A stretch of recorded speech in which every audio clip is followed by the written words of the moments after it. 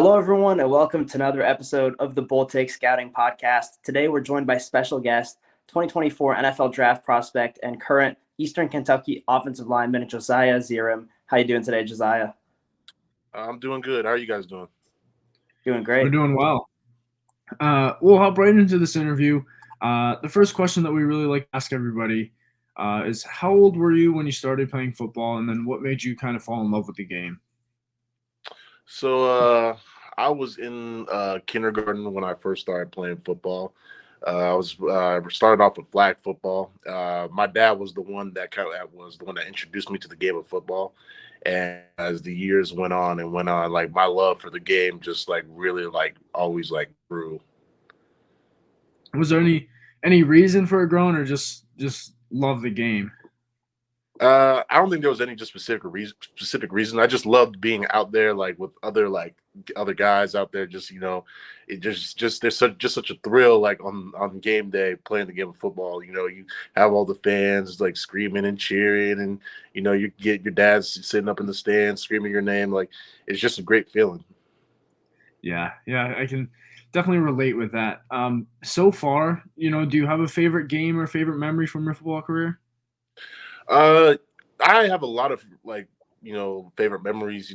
Some from high school, some from college. I'd probably say my favorite football memory was when we played Bowling Green last year, and we beat them in 7 overtimes. It was all over ESPN and Twitter, and it was blowing up everywhere. I'm pretty sure we were on Sports Center top 10. I'd say that was probably one of my most favorite football memories. Yeah, Yeah, I mean, 7 overtimes is with a is 59-57 final score, you've seen some college basketball games that are lower scoring than that. So yeah, that's definitely fun to play in. Yeah.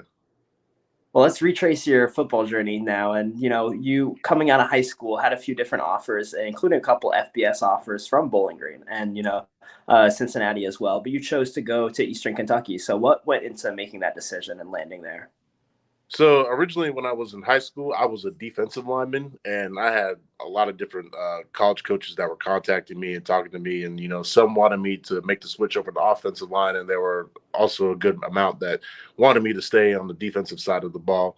So I had 4 offers in high school, and it was from Youngstown State, EKU, Bowling Green, and Cincinnati.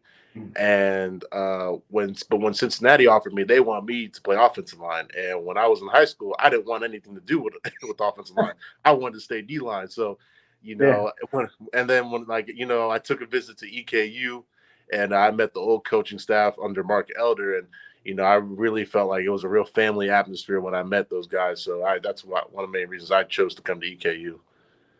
Yeah, that makes a lot of sense. Do you know why a lot of schools and eventually Eastern Kentucky wanted you to switch to O-line? Was it more of like a body type thing where that would really be your most natural fit?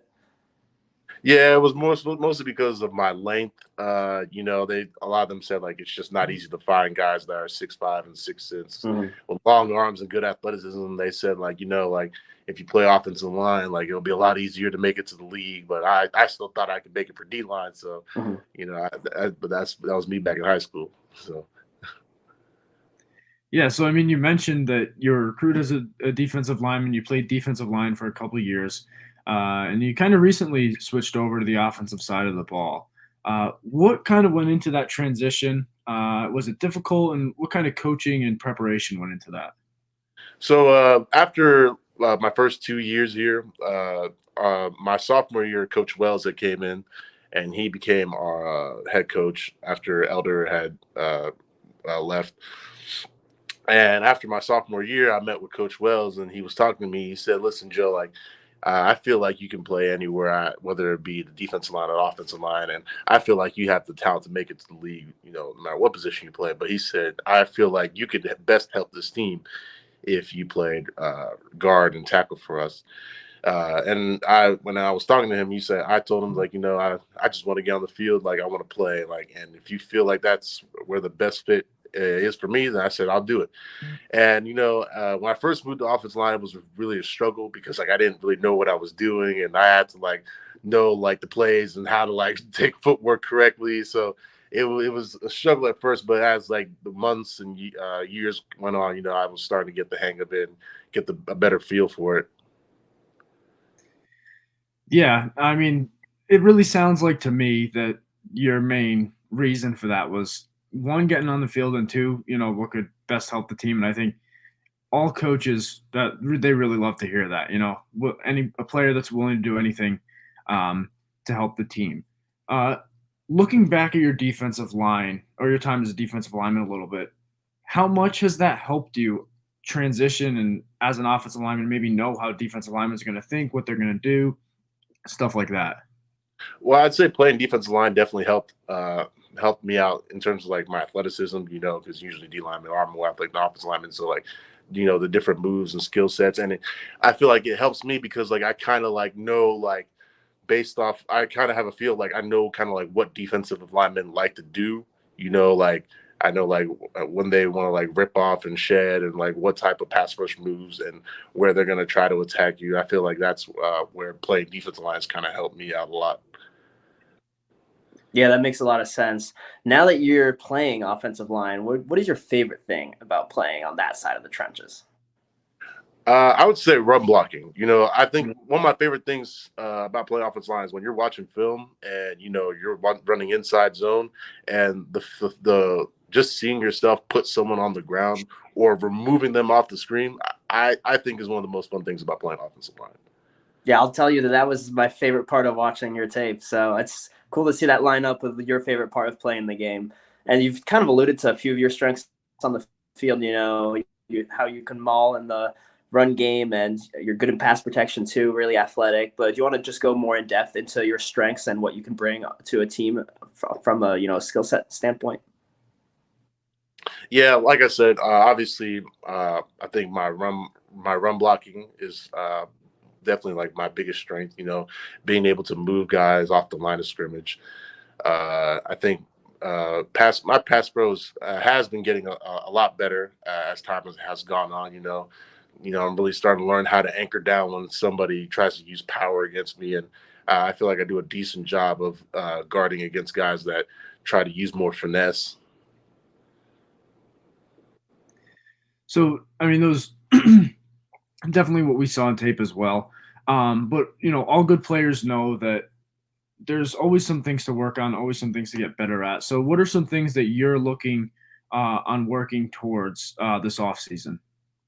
Mainly just my footwork. I think the biggest thing that I need to work on is definitely my footwork, and making sure my feet are always in the right place, and that I'm always moving quick enough to get into my spot that I need to.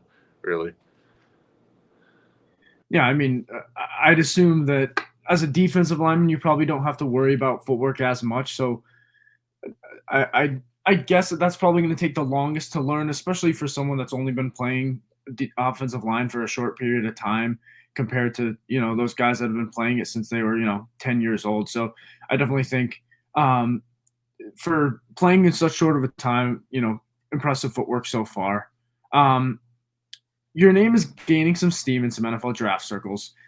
Jim Nagy kind of mentioned you as a sub FBS player that could be on the Reese Senior Bowl team potentially. How does it kind of feel that that NFL dream could be coming a reality a year from now? There are times I definitely take time to think about it, and I always think to myself because I remember like when I was like in high school, and I used to sit at the lunch table with some of my boys, and we used to talk about like, man, like could you imagine like if like being called on like draft night or like playing in the league and like because I grew up a big fan of watching like football, college football, and pro football. Just like how awesome like it is watching like guys play on Sunday nights or Sunday afternoons and now and you see all the guys go through the draft process. You watch the draft and the Senior Bowls and the combine and all these guys from so many different schools and like to finally like you're now in that like process and certainly it's just an amazing feeling. Yeah, for sure, man. As you start thinking about the NFL and you're tailoring your game to get ready to make that jump in a season, are you like emulating your game after a certain NFL player or a couple guys that play offensive line in the league? I really like I definitely like watch NFL offense line play and like watch what they do, but I every O lineman is different. Some guys got different strengths and weaknesses and different ways that they like time, like the way they attack you. So, I really try to like just be the best player that I can be, and if I can like pick up a few things from different offensive linemen, then I try to add it to my repertoire. Yeah, that's definitely a good answer. We've talked a lot about Josiah Ezirim, the player, but is there something that you want to tell fans and NFL teams about yourself as a person? I'm a great guy, team guy. I love being around the guys. Anybody, if you ask anybody, on my team, they'll tell you how much they love being around me. I like to joke around and goof off, play the games with the boys, and chill, really. Yeah, I heard that you own the team in 2K and Madden, no? Yeah, best player on the team. All right, so kind of wrapping up with a few, some fun questions, some inspirational questions. Question we really love to ask everybody is, who is the best player that you've played against so far in college? Maybe a couple, or maybe if you want to give a teammate a shout out as well. Well, I'd say someone that is really underrated, that's played on my team, that I feel like didn't get a lot of love that I think should have, was this dude named Quentin Floyd. He was one of our defensive tackles. Yeah, he was like, when I used to go against him in practice when I was playing guard, like he was so hard because of how fast and how twitchy he was. Like especially on the run, and he didn't just always try to just like shock and shit you. He would like swim over you and like get a tackle for a loss, and that was someone I think that was really like underappreciated. But I would say the best player in game that I went against was Carl Brooks from Bowling Green. He just got drafted in the 6th round to the Green Bay Packers, and like that was like it was last season, second game of the season. Like he was really strong, and he was really like, yeah, and he had a motor, and he just didn't stop. And, he was a really, really tough guy to go against. I'd say that was definitely the best player that I went against last year. Yeah, those are some real solid answers. And to end off, we like to leave off on an inspirational note. And, could you give our audience the best piece of advice that you've received from anyone along your football journey, be it a coach, a teammate, a parent, or really anyone else? I'd say the best piece of advice that I've gotten is from my dad. And, he's always told me that, just to keep my head down and always just keep working and stay focused on the task at hand. Because he told me like a lot of things in life that you want to accomplish. Most of the battle is always just staying focused and not getting derailed, because, when you get derailed, you're never able to achieve what you want to achieve. So always, him always making sure to tell me like to just stay focused on what I want, I think is the best piece of advice. Yeah, I mean, that sounds like great advice for, anyone, not whether it's sports, just in life in general. I think if you have a goal, something to achieve, you really got to put your head down and work, and not really let all that outside noise really, get in your head and distract you from your ultimate goal. Thank you, Josiah, for coming on. We really appreciate it. These interviews are always a lot of fun. Good luck with the rest of your off-season training, this upcoming season. And then, we look forward to hearing your name down the line throughout the NFL draft process. So once again, thank you for coming on. Appreciate you guys having me. Of course. Thank you. Thanks, everyone, for watching and listening. We'll be back hopefully with some more interviews soon.